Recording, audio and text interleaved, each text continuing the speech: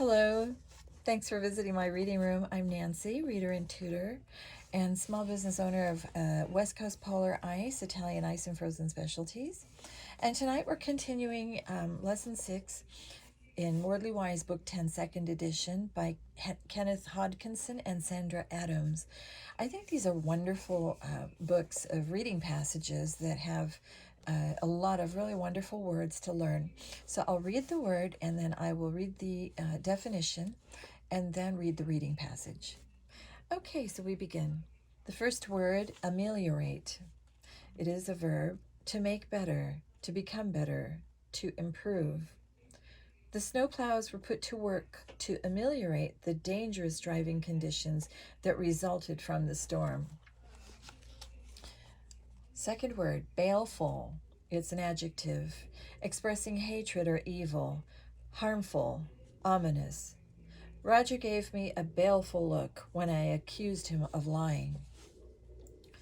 The third word, berate. It is a verb, to criticize vigorously, to scold vehemently. Ms. Alonso told the older students not to berate the younger ones when they made mistakes. The fourth word, circumvent, is a verb, to avoid through craftiness. She boasted that she was able to circumvent the tax laws by using every loophole she could find. The fifth word, compunction, is a noun, a feeling of uneasiness or anxiety caused by guilt. Robin Hood had no compunction over stealing from the rich to give to the poor.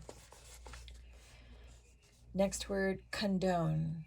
It's a verb, to overlook or accept without punishment, to pardon or excuse. Mr. Hagopian said that he could not condone keeping a library book for the whole school year because that made it unavailable to other students. The next word, diminutive. It's an adjective, very tiny, small. On the dollhouse kitchen table, there was a diminutive bowl of fruit.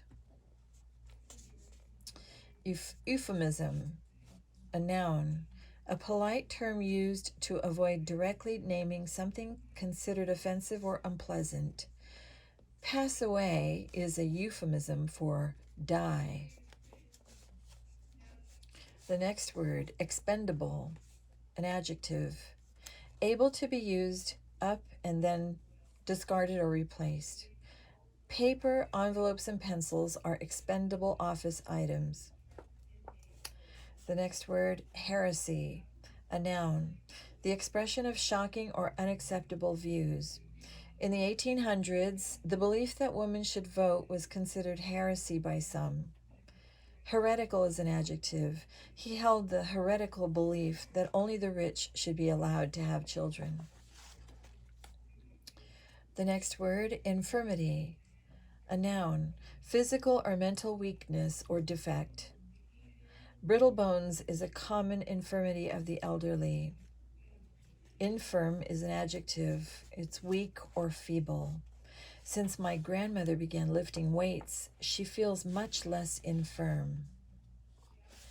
The next word, profane, a verb, to treat with scorn or irreverence. Vandals profaned the memorial by throwing eggs at it. An adjective, disrespectful of sacred things. Dancing was considered profane by the Puritans. Not connected with religion, worldly. The poems deal poignantly with love in both its sacred and profane aspects. The next word, recompense, a verb, to pay or compensate. The insurance company recompensed us for the damage to the roof caused by the storm. Noun form, it means payment or compensation. Although Alessandro received no recompense as a volunteer at the radio station, he gained valuable experience. The next word, repast, a noun, food and drink, a meal. His usual midday repast was a sandwich and a glass of milk.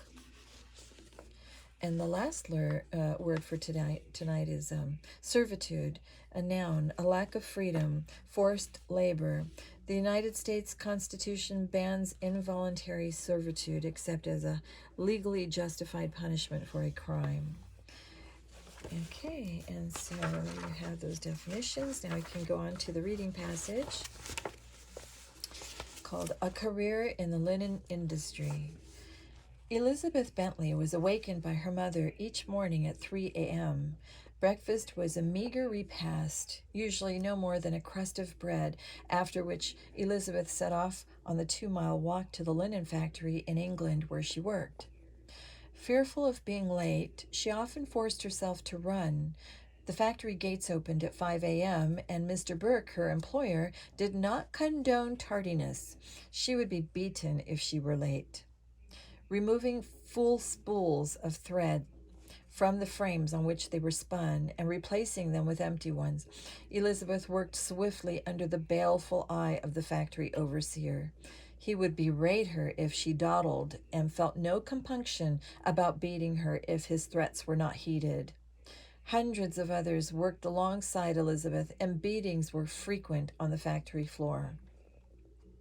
At noon, the frames were shut down for 40 minutes. Elizabeth had been working nonstop for 7 hours, and she struggled to stay awake to eat her simple midday meal. At 12:40 p.m., the frames were restarted, and Elizabeth worked steadily and without another break until 7 p.m. That was during the slack season. During the busy season, she worked until 9 p.m. After a grueling day's work and her 2-mile walk home, Elizabeth, usually too tired to eat, wished only to lay her diminutive body on her cot and sleep. She was 6 years old. Mr. Burke would not permit employees to profane the Sabbath by working on Sundays, so Elizabeth worked only 6 days a week. She was one of the more fortunate ones. She had a mother who cared for her, and she received a wage of 2 shillings a week. Less fortunate were the orphans from the local poorhouse, who were rented out to employers by the poorhouse staff. The orphans received no recompense for their labor. Their earnings went to the poorhouse. They were called apprentices, a euphemism indeed, for they were really slaves, bound to a factory or coal mine for 12 years of servitude, or until death or infirmity cut their working lives short. After 7 years in the linen factory, Elizabeth was in constant pain. Her ankles and knees were so weakened that she could no longer endure the demands imposed by the framing machines. Mr. Burke considered his employees expendable, so at the age of 13, she was replaced by a younger and stronger girl. Elizabeth lived at home until her mother died when Elizabeth was 18 years old. Unable to support herself and broken in health, she was placed in the poorhouse. Although child labor protection laws were passed in 1802, they did little to ameliorate conditions for laboring children. Employers found ways to circumvent the laws. Often, parliamentary officials were no help in enforcing them. Many members of Parliament derived their wealth from the profits of cheap child labor, and other members viewed governmental regulation of business as heretical. Fortunately, the government continued to investigate the abuses of children in mines and factories. In 1815, Elizabeth Bentley told her story to a government commission. As a result of her testimony and others like it, the Factory Act, passed in 1833, arranged for a system of factory inspection. The subsequent reports given by the factory inspectors generated public interest, leading to more laws that eventually helped to improve conditions for children in England. And there you have it, and I hope you appreciated that read. That was interesting. All righty. Good night, everyone.